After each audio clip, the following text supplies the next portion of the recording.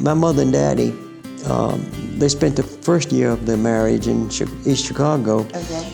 My daddy, before they married, he raised purebred hunting dogs like blue ticks and dogs, hounds, and he would advertise these dogs and ship them all over the country. And he shipped a dog to East Chicago, and he told, and you got to remember this was just letters, you didn't have them.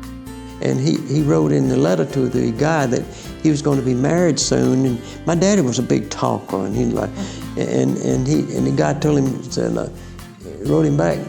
He shipped a dog to. He said, "Come on up when you get married, and I'll have you a job in the steel mills." Well, Daddy and Ma got married, and they headed out for East Chicago in a Model T Ford.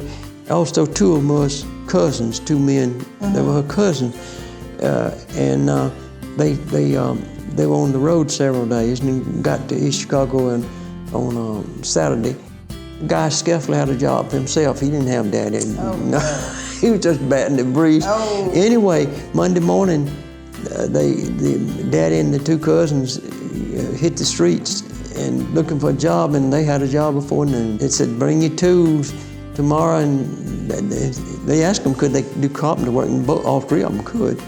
They said, "Bring your tools tomorrow and go to work." And so they had to go down to a pawn shop, and they picked up a handsaw and a plane on what do you call a jack plane, and the knife cutter and the crowbar and that sort of stuff.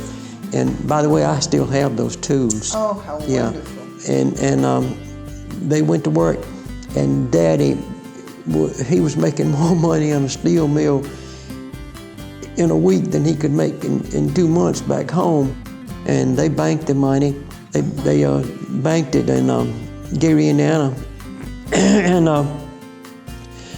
he banked $420 during the year. And my mother was, by that time, she was expecting the first child, and she said, "I want my baby to be born in South Carolina."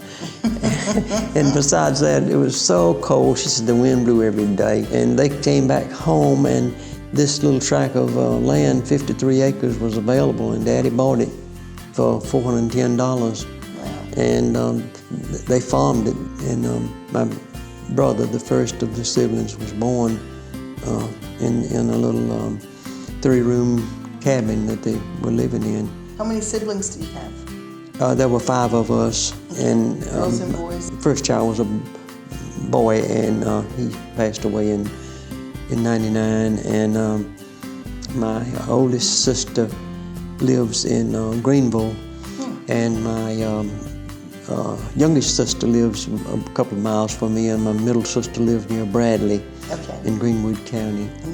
And where did you all sleep? Did you all have your own beds? When I first remember, we all slept in one room.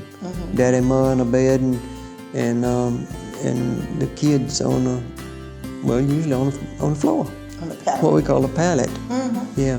And for the ones that don't know what a pallet is, you put some quilts and blankets and whatever you have. And did you put straw down first? No, we just make it a little bit softer.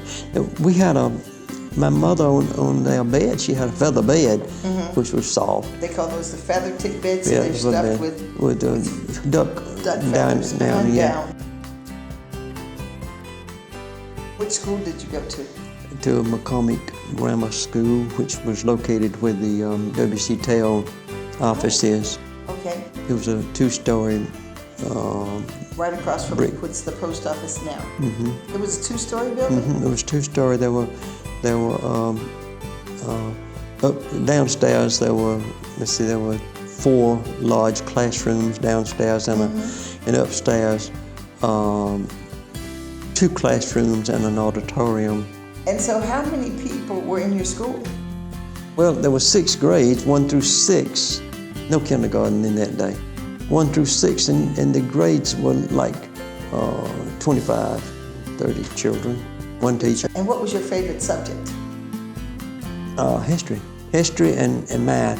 Well, Very thank you good. so much for coming. Thank you for inviting me.